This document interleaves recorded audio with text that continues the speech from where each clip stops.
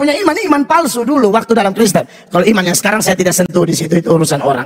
Tapi waktu dia jadi Kristen, saudara Agustinus Kainama yang sekarang orang bilang bangke ini. Ustadz Ahmad Kainama bangke kan, panggilnya bangke. Iya bangke ini.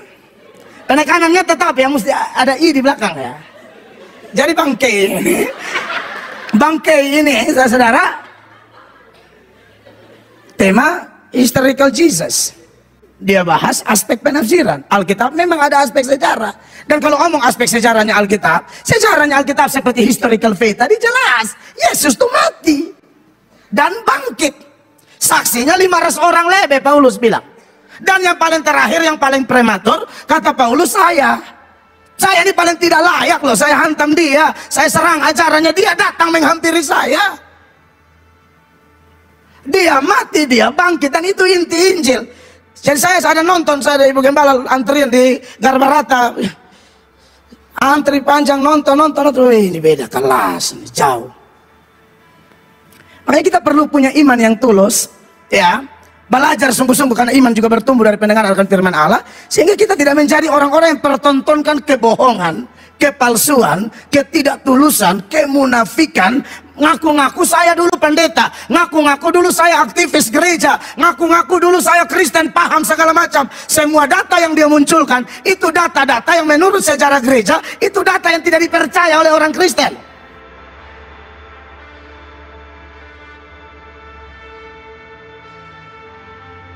Salam, Tuhan baik bagi saya dan saudara. Sampai saat ini kita masih dapat kesempatan untuk terus belajar firman. Dan firman Tuhan itu selalu menarik bagi kita, karena firman Tuhan itu selalu relevan dengan konteks zaman di mana orang-orang percaya hidup, ya. Dari sejak Tuhan berfirman hanya melalui juru bicaranya atau berfirman langsung, maksudnya belum ada kitab suci, belum ada buku, belum ada Alkitab. Firman-firman itu tetap relevan, tetap nyambung. Begitu pula dengan masa di mana Tuhan pakai para penulis. Mereka menulis buku yang kita percaya sebagai firman Allah yang murni, yaitu dari Kejadian sampai Wahyu. Itu ditulis ribuan tahun yang lalu, tetapi sampai hari ini masih tetap nyambung. Ya, firman Tuhan itu hidup. Nah, saudara-saudara, kita sudah belajar ya surat 2 Timotius. Di pasalnya yang pertama kita sudah belajar ayat 1, ayat 2, ayat 3, dan ayat 4. Minggu lalu mau bahas ayat 5, waktu tidak memungkinkan. Maka hari ini saya ajak kita baca ayat 5-nya sama-sama ya. 2 Timotius 1 ayat 5, sama-sama 1, 2, 3. Sebab aku teringat akan imanmu yang tulus ikhlas, yaitu iman yang pertama-tama hidup di dalam nenekmu Lois dan di dalam ibumu Eunike, dan yang aku yakin hidup juga di dalam dirimu. Jadi kalau kita melihat ayat ini, maka pokok utamanya adalah bicara tentang iman. Ya, kita bersyukur sebagai orang Kristen, kita memang dididik, diingatkan bahwa kita selamat ini hanya karena iman. Dan saya sudah pernah sampaikan kepada jemaat bahwa iman itu kalau dikategorikan itu ada 3 jenis. Ada yang namanya saving faith atau iman yang menyelamatkan.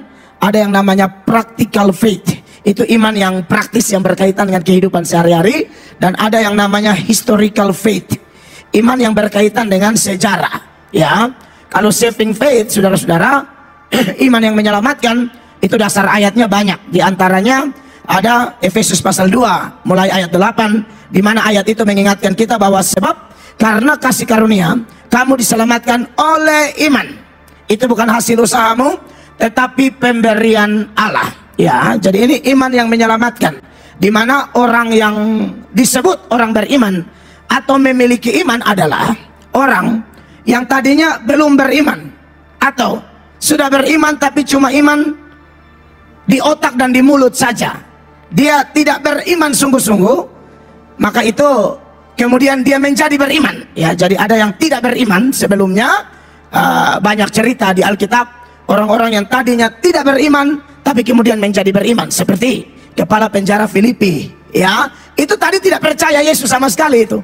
Tapi kemudian ketika dia melihat perkara ajaib, Paulus dan Silas di penjara Filipi jam 12 malam menaikkan himne puji-pujian kepada Allah, lalu terjadi mujizat. Ya, itu di Kisah Para Rasul 16. Terjadi mujizat, lalu penjara-penjara terbuka, belenggu-belenggu terlepas, tawanan-tawanan kocar-kacir.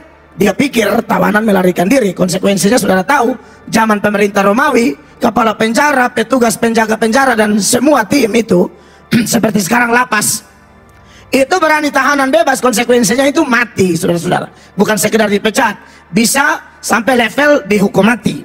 Tapi kemudian Paulus bilang, jangan takut karena dia mau bunuh diri.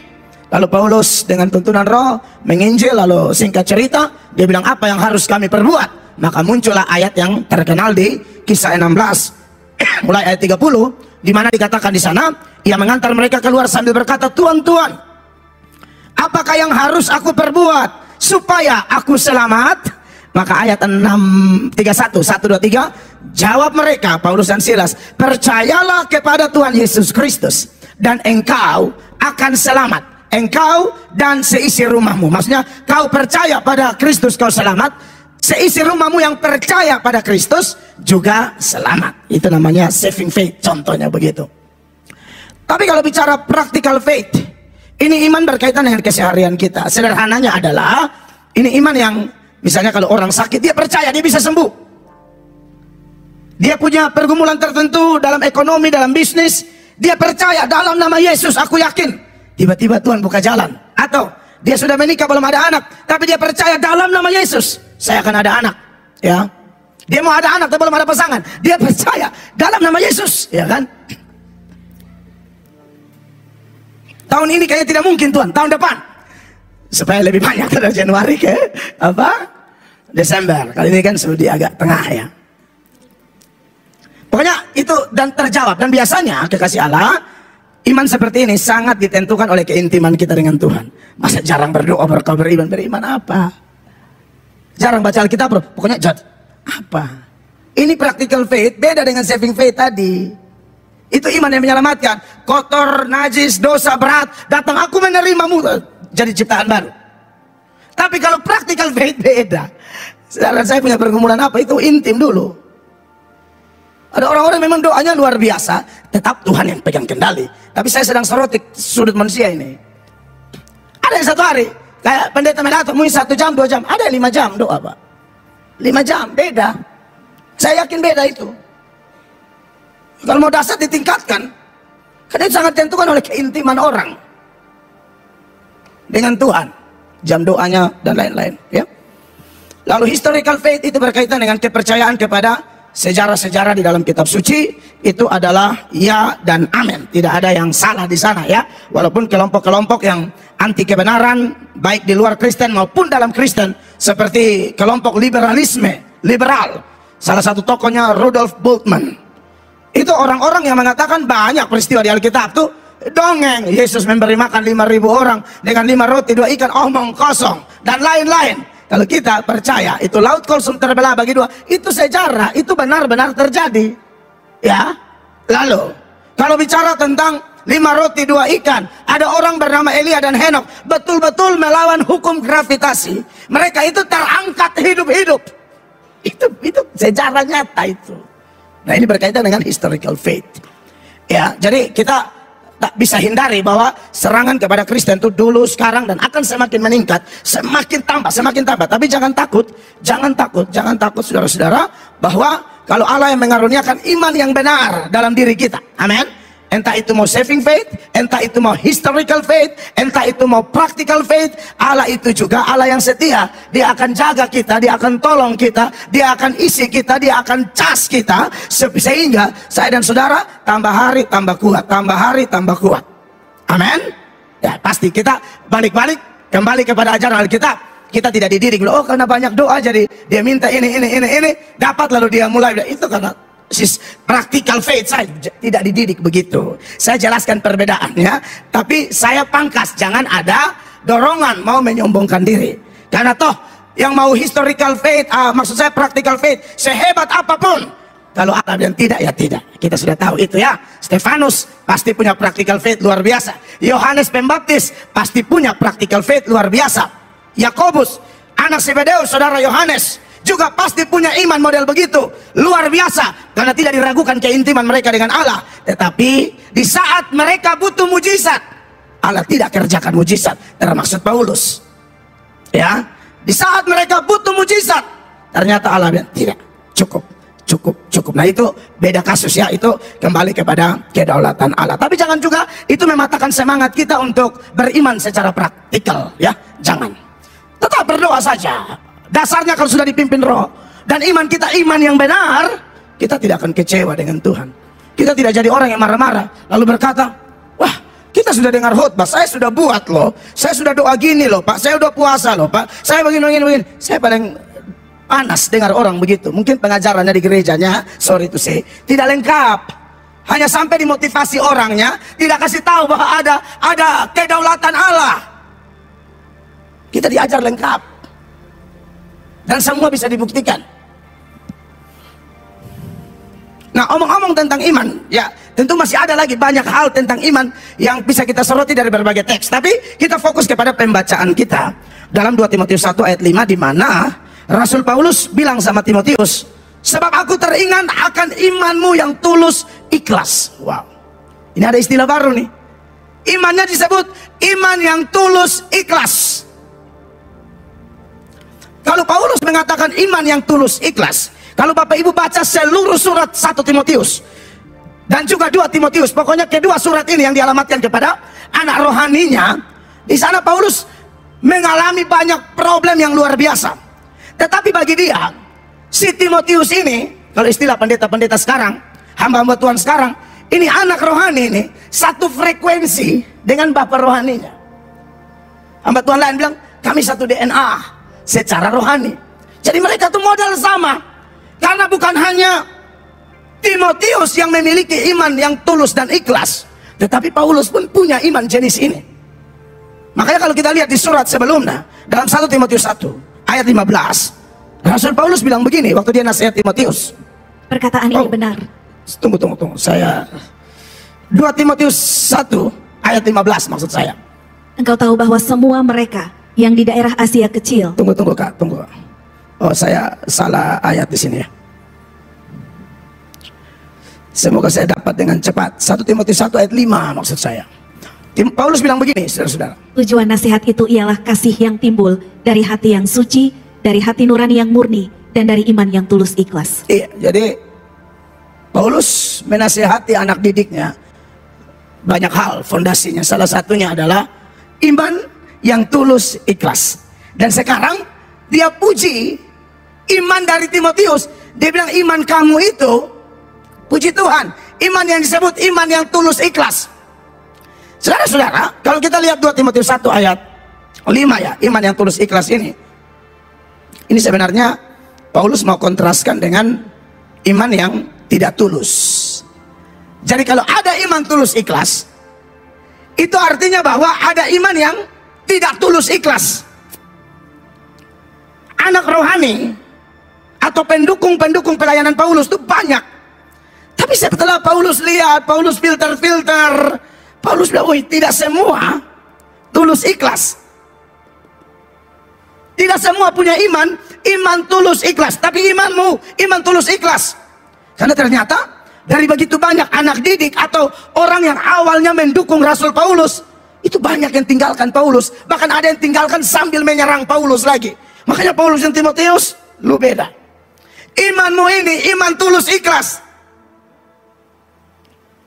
Kalau kita bandingkan dengan beberapa data lain ya, seperti yang tadi sempat ditunjukkan dalam 2 Timotius pasal 1 itu. Kita maju sedikit di ayatnya yang ke-15. Rasul Paulus bilang begini di sini. Engkau tahu bahwa semua mereka yang di daerah Asia kecil berpaling daripadaku. Tadinya dukung aku, tadinya bergandeng tangan, tadinya satu tim, tadinya kita udah komit mau jalan bareng nih, mau garap ini pelayanan sama-sama. Tapi kamu tahu, kata Paulus, ya, ini entah berapa banyak nih. Semua mereka yang di daerah Asia kecil berpaling daripadaku. Termaksud Kelihatannya ini nama-nama yang terkenal, yaitu Figelus dan Hermogenes. Makanya iman tulus ikhlas kontras dengan iman yang model begini. Tidak tulus, tidak ikhlas dalam beriman, tidak mampu menyelesaikan pertandingan iman dengan baik. Tidak mampu menyelesaikan pertandingan iman sampai finish. Padahal sejumlah data mengingatkan kita semua bahwa kita ini ada dalam perlombaan iman. Tuhan mau kita sampai finish, tapi tim pelayanan Paulus ada juga yang meninggalkan, ya. Makanya saya kalau belajar data-data kayak begini dan melihat bukan saja Rasul Paulus, ya, tetapi dari zaman nabi-nabi seperti Elia itu depresi karena Elia bilang apa? Hanya aku sendiri Tuhan, yang lain sudah sembah Baal semua, hanya aku sendiri. Tapi kemudian Tuhan hibur Elia dan berkata, tidak, saya ada tinggalkan 7.000 waktu itu dibanding dengan satu Israel pasti kecil. Tapi kamu jangan berkecil hati, bahwa tidak semua orang itu imannya palsu, ada juga yang tulus ikhlas. Selain nama-nama ini, saudara-saudara yang diberkati oleh Tuhan Yesus, ada orang-orang lain lagi yang Paulus sebut dalam suratnya kepada Timotius. Kalau kita bandingkan dengan 2 Timotius pasal 4, ya, di ayat 9 dahulu, minggu lalu sempat saya kutip ayat ini di mana Paulus serukan, karena kamu yang paling imannya paling tulus ikhlas, tolong dulu, saya rindu kamu. Saya tidak bisa pelayanan dengan orang tidak tulus. Kalau ada satu orang tulus ikhlas, itu lebih dari cukup. Mau 100-200 orang tidak tulus ngapain? Kata Paulus. Jadi berusahalah supaya segera datang padaku. Tapi memang bukan cuma Timotius orang yang beriman tulus ikhlas, ada juga orang-orang lain, saudara-saudara. Tetapi bagaimanapun, sebagai hamba Tuhan, manusia biasa, kalau ada orang dukung pelayanan lalu tinggalkan dia, tuh saya yakin dia kecewa, pasti. Tapi positifnya atau luar biasanya, contoh teladan Paulus ini ialah bahwa dalam pelayanan adalah suatu keadaan yang mengecewakan, tapi itu tidak membuat kemudian stop pelayanan atau jatuh mental. Oh tidak, saya tetap akan maju terus. Nah, ini luar biasa. Ya memang pelayan harus begitu. Tadi saya kedatangan tamu, saya terima tamu sampai jam berapa tadi? 6 lewat kali. Untuk saya ini saya mesti siap-siap datang pelayanan. Jadi datanglah. Mereka adalah orang-orang yang tidak jerah, tidak gereja di sini, dari gereja lain. Mereka tidak jerah untuk menjadikan saya mitra, begitu ya. Padahal mereka sendiri sudah tahu, berkali-kali sudah oke. Satu hari sebelum KKR, pembatalan terjadi. Satu hari sebelum khotbah, pembatalan terjadi. Sampai yang tadi itu baru curhat. Waktu itu tuh kakak, waktu batal itu tuh kami menangis setengah mati. Tapi kami yakin kali jadi. Kalau saya ini puji Tuhan sudah biasa. Jadi enak, Tuhan sudah latih saya, ya. Satu hari langsung cancel, bilang menurut begini segala macam.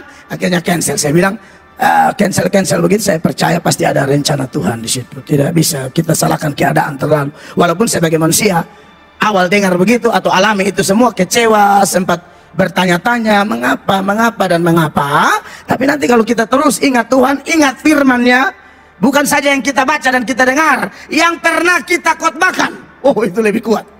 Ini kita ini masalahnya bukan hanya baca Alkitab atau dengar khotbah, berkhotbah. Iya kan?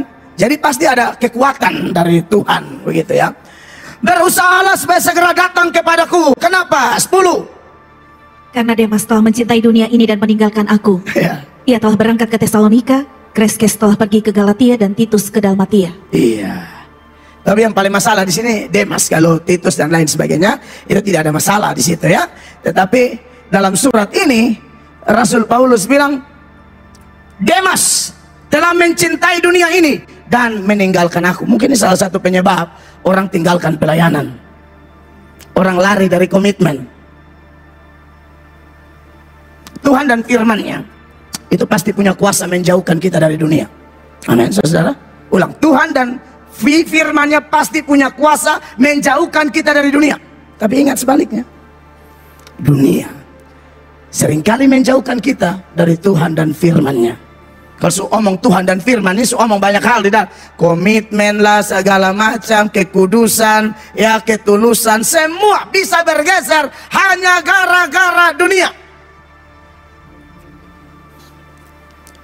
Gerhana apa tuh yang saya lupa? Gerhana apa? Gerhana matahari atau gerhana bulan yang bikin pokoknya bumi di antara mereka itu gerhana apa? Bumi di antara bulan dan matahari gerhana apa ya? Kakak dong, tolong. Kalau saudara tahu saya apa? Mengenai dosa juga. Tapi dari bagian banyak mahasiswa dan guru yang saya lihat, biasanya sebut nama sebagai Pak Guru dan Jamalu. Pokoknya bumi ada di antara matahari dan bulan. Gerhana bulan kok? Soalnya kan ada gerhana matahari, ada gerhana bulan. Kalau yang posisinya posisinya bola bumi ataupun planet nih, dia di antara betul kok omong. Oh ya betul ya bisa. Di antara matahari dan bulan. Gerhana bulan dia nama kok? Gerhana bulan. Gerhana bulan itu terjadi karena ada bumi dunia ini pele. Sehingga bulan kelihatan gelap, kita juga tidak bisa bersinar kalau dunia ada di antara kita dan Tuhan. Jadi tadi ke tempat tengkar nih, ini urusannya ini saja. Saya takut penggambarannya salah karena live. Jadi yang membuat kita tidak maksimal cahaya dunia. Dunia, saudara-saudaraku. Makanya di ayat bilang, karena Demas telah mencintai dunia ini dan meninggalkan aku. Tentu di situ cuma ilustrasi, dunianya adalah planet. Tapi konteks ini saya sudah ajarkan ulang-ulang. Ini adalah dunia dalam artian sistem yang dikuasai oleh si jahat. Sehingga kalau kita dikuasai, dijajah, dipengaruhi oleh dunia jenis ini, kita pun akan gelap. Kita tidak akan maksimal dalam bercahaya. Baik sebagai suami, baik sebagai istri, tidak maksimal. Sebagai kakak, sebagai adik, sebagai saudara, orang tua, bahkan sebagai pendeta, kita tidak akan maksimal untuk bercahaya. Bahkan secara tegas Yakobus bilang begini, persahabatan dengan dunia itu permusuhan dengan Allah. Yakobus 4 ayat 4, sama-sama baca 1, 2, 3. Hai kamu orang-orang yang tidak setia, tidakkah kamu tahu bahwa persahabatan dengan dunia adalah permusuhan dengan Allah? Jadi barang siapa hendak menjadi sahabat dunia ini, ia menjadikan dirinya musuh Allah. Kenapa Demas meninggalkan pelayanan? Kenapa Demas meninggalkan Paulus? Sampai Paulus berteriak kepada Timotius, panggil dalam tulisannya, cepat datang dulu. Tim kita ada yang duniawi nih. Repot urusannya kalau pelayanan sama orang dunia. Kita punya cahaya tidak maksimal. Makanya kekasih-kekasih Tuhan, sebagai orang Kristen, sebagai orang percaya, dari pelajaran Paulus memuji iman yang tulus ikhlas yang ada pada Timotius, mau kasih ingat kita bahwa ada juga orang-orang yang imannya tidak tulus ikhlas. Oleh karena itu jemaat terkasih, saya tidak tahu dengan iman kita. Pokoknya intinya harus tulus ikhlas lah, supaya kita bisa jadi terang maksimal. Banyak yang kalau iman tidak tulus ikhlas, wah mundurnya bisa mundur parah sampai jahat seperti Demas begitu. Dalam 2 Timotius 4 itu ayat 10. Tapi puji Tuhan ya, ada orang-orang lain seperti Titus, ya, Kreskes ayat 11. Hanya Lukas yang tinggal dengan aku. Jemputlah Markus dan bawalah ia kemari, karena pelayanannya penting bagiku. Iya, ada Lukas, ini dokter Lukas ya, penulis Injil Lukas. Kalau ada Markus juga, dipercaya penulis Injil Markus juga. Tapi Markus ini pernah ada masalah. Tapi puji Tuhan, kalau masalahnya kayak Markus ini tidak ada masalah. Ujung-ujung Paulus bilang, bawalah ia kemari, karena pelayanannya penting bagiku. Memang tidak jelas ya, Paulus ini pernah kecewa sama Markus gara-gara alasan apa, maksudnya detailnya seperti apa. Tapi secara garis besar ada sebuah pelayanan di sana, Markus meninggalkan Paulus. Jadi ketika suatu saat Markus kembali ke pelayanan, Barnabas mau bawa Paulus, tapi akhirnya Barnabas dan Paulus ini yang tadinya kawan baik bertengkar cukup hebat gara-gara Markus. Karena Paulus bilang tidak bisa orang model kayak dia timbul tenggelam, sebentar muncul, sebentar tidak. Sebentar semangat, sebentar tidak, sebentar tabakar, sebentar bayu. Mereka cukup bertengkar hebat itu. Datanya ada di Kisah Para Rasul ya. Pasalnya yang ke-13. Ini karena ngomong tentang orang-orang yang tidak tulus dan yang tulus. Tapi ada juga yang sempat bermasalah, tapi bersyukurnya bangkit. Ini ada poin tengahnya. Ada yang tulus, ada yang tidak tulus, ada yang sempat bermasalah. Ya, saya tidak bisa menyebut tidak tulus. Mungkin ada satu dan lain hal yang mungkin kita perlu beri waktu untuk gali sedikit malam ini. Ya, yaitu Markus, saudara-saudara. Paulus bilang, jemputlah Markus dan bawalah ia kemari karena pelayanannya penting bagiku. Padahal dulu Paulus paling jengkel dia. Bisa ada orang yang Paulus dulu tidak suka. Anaknya mungkin belum stabil, masih terlalu muda atau bagaimana. Ya Paulus sudah, aduh, dulu saya jengkel dia, tapi sekarang dia penting. Tapi sekarang saya butuh dia. Sudah lihat latar belakang masalahnya di dalam Kisah pasal 15 ayatnya yang ke-37. Kisah 15 mulai ayat 37, perhatikan. Barnabas ingin membawa juga Yohanes yang disebut Markus. Terus, Tetapi Paulus dengan tegas berkata bahwa tidak baik membawa serta orang yang telah meninggalkan mereka di Pamfilia dan tidak mau turut bekerja bersama-sama dengan mereka. ada masalah di situ. Dulu Markus nih tiba-tiba mungkin sudah komitmen. Lalu ini kan bikin patah semangat orang. Kita sudah oke nih mau jalan. Tiba-tiba lu bilang mundur, ini kan bingung juga sebagai manusia. Untung Paulus ini memang Roh Kudus pimpin, jadi di tengah kekecewaan pun tetap maju. Ada orang yang tidak dipimpin Roh Kudus atau kurang dewasa iman, dia ikut aja arus kekecewaan. Ini tidak, dia lawan arus. Ya sudahlah, maju. Tapi gara-gara di kemudian hari Barnabas ngotot bawa Markus, Paulus aduh tidak bisa. Ya, dengan tegas berkata bahwa tidak baik membawa serta orang yang telah meninggalkan mereka di Pamfilia dan tidak mau turut bekerja bersama-sama dengan mereka. Ini terjadi masalah di sini. 39. Hal itu menimbulkan perselisihan yang tajam sehingga mereka berpisah dan Barnabas membawa Markus juga sertanya berlayar ke Siprus. Lalu kita tahu nanti Paulus bawa Silas. Jadi ada konflik di sana. Nah memang saudara-saudara, perpisahan ini terjadi waktu itu Paulus persoalkan yang Markus tinggalkan mereka. Ini di Kisah 13 ayatnya yang ke-13. Itu ayat bilang begini, lalu Paulus dan kawan-kawannya meninggalkan Pafos dan berlayar ke Perga, ya, di Pamfilia. Tetapi Yohanes ini yang Yohanes Markus ya, Markus. Tetapi Yohanes meninggalkan mereka lalu kembali ke Yerusalem. Sebabnya tidak pasti apa ini, tapi ada satu tafsiran yang bagi saya menarik.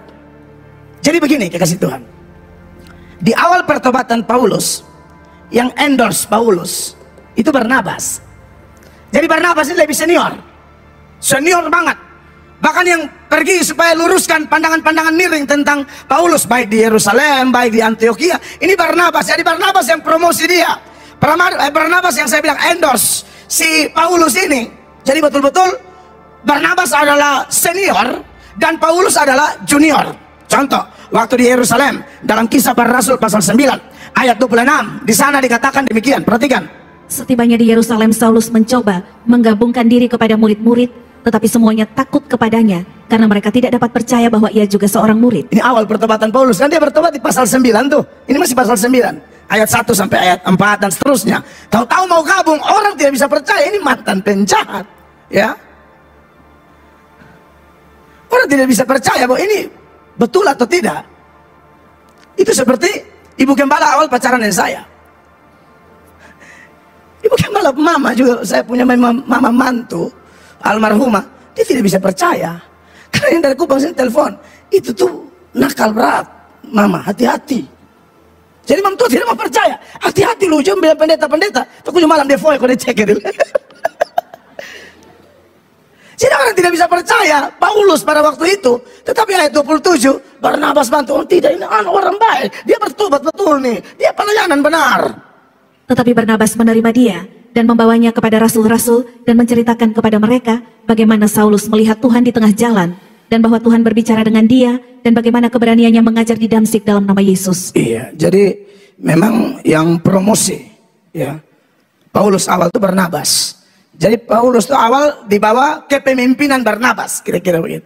Di Antioquia lagi masih ada masalah, Barnabas tetap bela Paulus.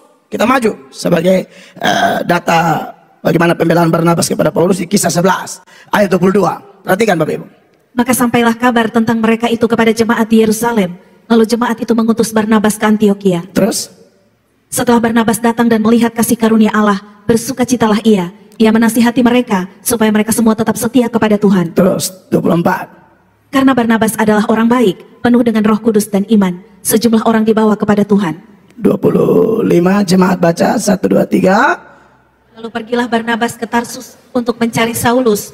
Dan setelah bertemu dengan dia, ia membawanya ke Antiokhia. 26 sama-sama 23. Mereka tinggal bersama-sama dengan jemaat di situ. Itu 1 tahun lamanya sambil mengajar banyak orang di Antiokhia lah. Murid-murid itu pertama kalinya disebut Kristen. Jadi memang yang perkenalkan Paulus kepada umum itu Barnabas. Makanya kalau saudara baca terus dalam Kisah Para Rasul, selalu Barnabas disebut lebih dahulu daripada Paulus. Karena memang istilahnya Barnabas orang pertama, Paulus orang kedua, pendukungnya Barnabas. Itu awal. Seiring berjalan waktu tak balik, saudara. Dari sini mungkin ada sedikit sinyal kenapa kemudian Markus Bayu. Tidak ikuti baik-baik ya, supaya saya kasih benang merahnya. Makanya saudara-saudara dalam beberapa catatan, misalnya dalam Kisah 11 ayat 30 ada beberapa data, saya munculkan beberapa saja. Hal itu mereka lakukan juga dan mereka mengirimkannya kepada penatua-penatua dengan perantaraan 2 nama. Tapi Barnabas disebut duluan. Barnabas dan Saulus. Wajar dong, orang beta yang bantu promosi lu. Jadi kalau penyebutan nama dahulu dalam kasus-kasus seperti ini, itu memberikan indikasi bahwa memang ini pemimpinnya. Kelihatannya memang Markus lebih nyaman dengan Barnabas. Sampai tadi ayat yang bermasalah saja Barnabas ngotot bawa Markus, akhirnya Paulus marah, tidak boleh bawa dia. Tapi dia memang lebih cenderung di pihak Barnabas, kira-kira begitu. Ya, itu kalau di gereja-gereja tertentu ada yang begitu. Ada. Saya lihat perpecahan gereja juga bisa terjadi hanya gara-gara orang pertama, orang kedua. Gereja. Lu lebih cenderung kemana? Wah ini bahaya ini, begini dalam gereja tidak boleh. Saya lihat beberapa gereja begitu. Beberapa sinode begitu.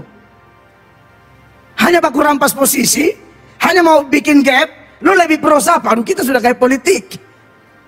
Kita sudah orang politik yang bikin gap-gap, bikin gerbong masing-masing.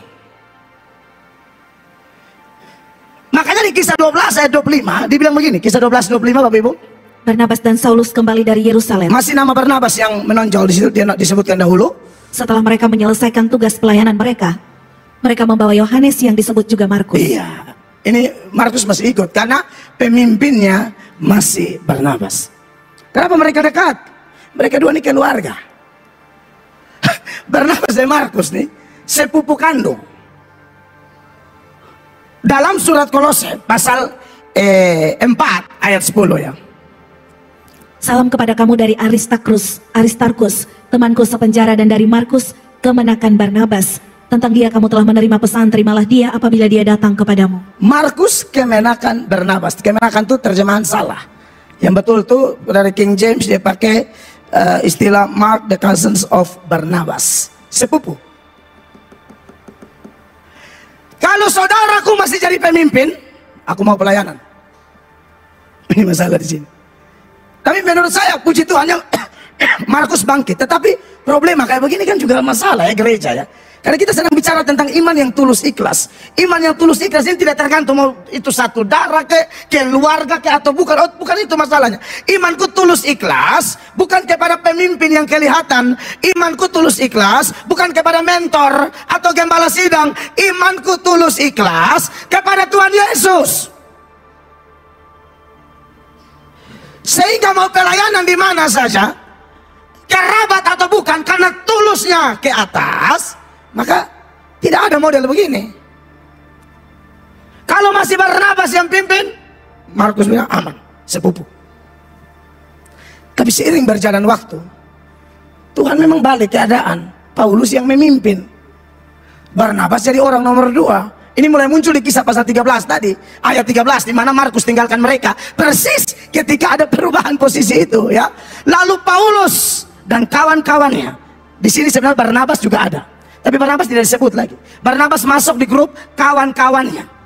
Makanya kalau Anda baca terus pasal 13, Barnabas ada di dalam. Karena mungkin Barnabas tidak lagi menjadi orang nomor satu, Markus bilang, saya tidak mau pelayanan begini. Kalau pun kakak yang pimpin jadi, kalau Paulus biar saja. Nah ini kan tidak tulus, saudara.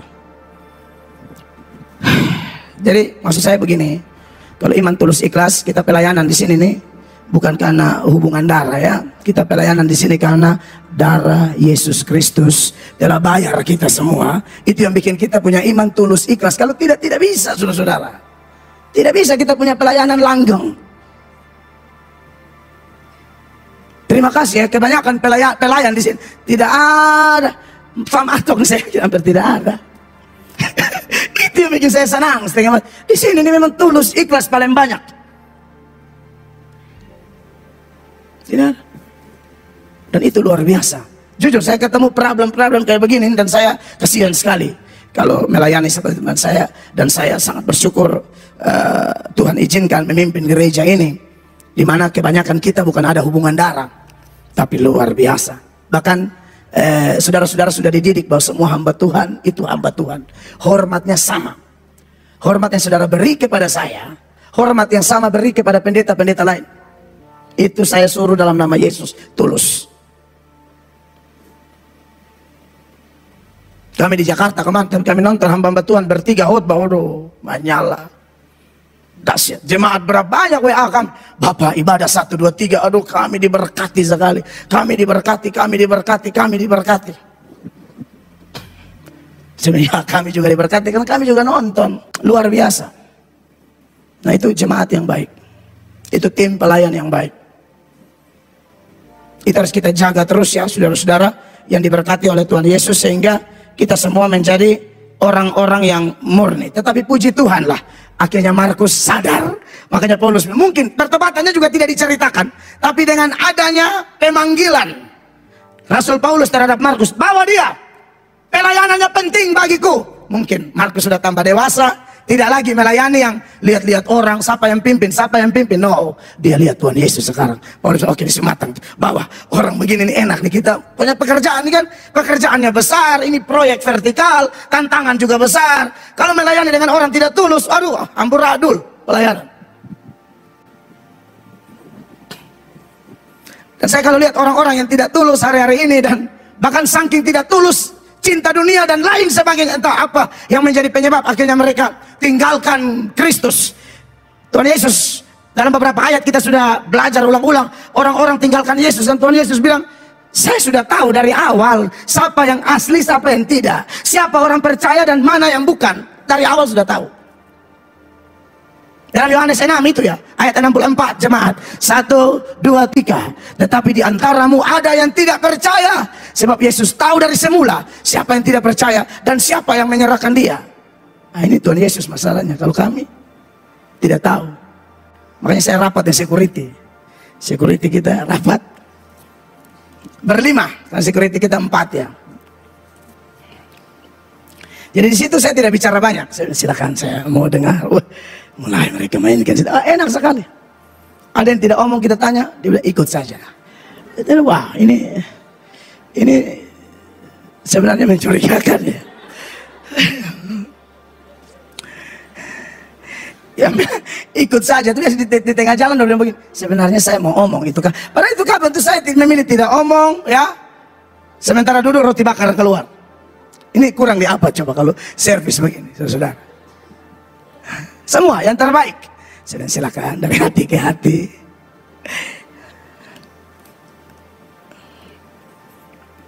Jadi enak begitu. Dan saya bilang intinya mereka kasih omong, saya bilang kakak dong nih security beda. Ini gereja di bank satu jemaat lah. Pegang mana? Ada yang bisa kami bantu? Jangan tengah. Wah. Ini apa? Security diskotik aja. Nggak gitu-gitu tuh. Sementara yang kayak beta kan pernah masa diskotik dulu. Bahkan yang sambut beta kayak ucok baba 4 orang. Kayak ucok baba, minta maaf ya, kayak ucok baba dan tuh 4 orang. Ini saya tuh gue injak satu. Untung beta KB hampir injak di kepala. Ada orang di bawah. Selamat datang. Oh, iya, tapi di Surabaya waktu itu kami sudah jadi pendeta, tapi dijebak orang. Tapi saya mau bongkar. Benar lah. Bisa bak, domain tanpa kumpul para singer. Nah ketong ini kan dari Kupang sini, tanggal di sana. Bilang ini ada acara para singer, jadi ketong masuk. Beta ada beberapa, ada satu kan pendeta, ada satu jemaat biasa. Dia ketong masuk, wih tanpa singer. Itu kok ini ampa di muka nih. Itu bilang, suruh geser, banyak takut ketong buru-buru kayak mau pitolet atau apa. Baru duduk saudara, perempuan mungkin ada 16 orang. Datang berdiri kau muka nih, berdiri selama dong ganti-ganti gaya begitu. Di beta pun muka, pendeta loh. Waktu itu beta mama gembala, masih pacaran loh ya, ini kasus waktu ini. Pesan aja bilang, yang baru. Biasa mungkin lah, belum bilang tanpa singa sih bisa kempil lah. So pasti ini berapa belas tahun lalu, waktu nikah mau 15 tahun, 16 tahun. Makanya belum mau cerita waktu itu kan, ini masih panas belum jelas, aku minta putus waktu Jumat. Masalah betul, masalah kau tahu nah. Ada 16 orang kok. Di batang pemukan. Bangun satu yang begini, sudahkah kalau mau ambil? Sungguh mati. Bahkan kata cuma 3 dia bilang, 1 orang 2 aja boleh. Lu kira-kira ini ikan tembang, bagi dari bimbe 1, ambil 2 masih banyak di kulkas. Kan ngeri. Aduh, beta bilang, wah ini berat model begini. Jadi dengan teman-teman security beta kasih pembanding aja di gereja Muslibi ini ya. Jangan begini, oi, jangan begini, jangan. Ada beberapa yang kurang senyum, sampai beta kasih ajar, nah, ya, dikasih senyum biasa. Beta ajar. Dan sebikin mata tetap belum masuk juga ya. Dia bilang nanti latihan-latihan terus nanti bisa. Aduh Tuhan baik ya. Yesus bilang tetapi di antaramu ada yang tidak percaya, sebab Yesus tahu dari semula siapa yang tidak percaya dan siapa yang akan menyerahkan dia. Saya Pangkinait kirimkan saya perdebatan pendeta Isra Soro dengan Ahmad Kainama, dan kita nonton itu kan beda kelas saudara-saudara ya. Pak Isra dari muda belajar Alkitab ya, kalau om pengen tahu jangan deh sama pendeta Isra Soro deh. Itu kan babat tanah leluhur, itu rata tanah. Dari situ saya bisa kelihatan mana iman yang betul-betul orang beriman dengan yang dulu katanya Kristen, tinggalkan Kristen. Yang saya maksud bukan dia punya iman palsu dulu waktu dalam Kristen. Kalau iman yang sekarang saya tidak sentuh di situ, itu urusan orang. Tapi waktu dia jadi Kristen, saudara Agustinus Kainama yang sekarang orang bilang bangke ini, Ustadz Ahmad Kainama bangke kan, panggilnya bangke. Iya bangke ini. Penekanannya tetap yang mesti ada i di belakang ya. Jadi bangke ini saudara, tema historical Jesus. Dia bahas aspek penafsiran. Alkitab memang ada aspek sejarah. Dan kalau ngomong aspek sejarahnya Alkitab seperti historical faith tadi jelas. Yesus itu mati dan bangkit. Saksinya 500 orang lebih Paulus bilang. Dan yang paling terakhir, yang paling prematur, kata Paulus, saya ini paling tidak layak loh, saya hantam dia, saya serang ajarannya, dia datang menghampiri saya. Dia mati, dia bangkit, dan itu inti Injil. Jadi saya ada nonton, saya ada Ibu Gembala antrian di Garbarata, antri panjang nonton, ini beda kelas, ini jauh. Makanya kita perlu punya iman yang tulus, ya. Belajar sungguh-sungguh karena iman juga bertumbuh dari pendengaran akan firman Allah, sehingga kita tidak menjadi orang-orang yang pertontonkan kebohongan, kepalsuan, ketidaktulusan, kemunafikan. Ngaku-ngaku saya dulu pendeta, ngaku-ngaku dulu saya aktivis gereja, ngaku-ngaku dulu saya Kristen, paham segala macam. Semua data yang dia munculkan itu data-data yang menurut sejarah gereja itu data yang tidak dipercaya oleh orang Kristen. Mau kawan-kawan dari Turim lah, ya Pilatus delikti apa segala, bohong semua, itu Kristen memang tolak.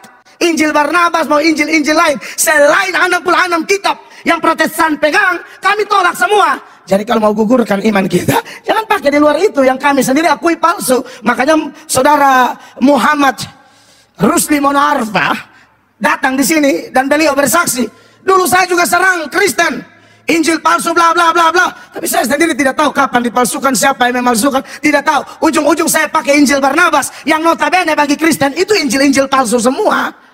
Yang asli itu yang ini, Matius, Markus, Lukas, Yohanes, atau secara keseluruhan 39 di PL, 27 di PB. Lalu ada yang menarik lagi. Saya nonton itu, ini para, puji Tuhan, saya bersyukur ya. Tuhan tolong Pak Estra. Karena pasti Pak Estra berdebat bukan untuk Ahmad Kainama, bukan. Untuk banyak orang Kristen, supaya tambah kuat. Orang Kristen kira-kira goncang dengan kebohongan mantan-mantan Kristen yang cari sumber-sumber yang Kristen sudah buang itu sumber-sumber. Mereka pakai ini sampah-sampah untuk sarang Kristen yang gak bakalan tembus. Tidak mampu runtuhkan Kristen. Lagi nonton sampai di tempat duduk, buset dah. Ada pendeta yang di Manobe di situ. Satu kursi. Kita dua lanjut bahas ini debat. Ada yang menarik dari pendeta yang di Manobe.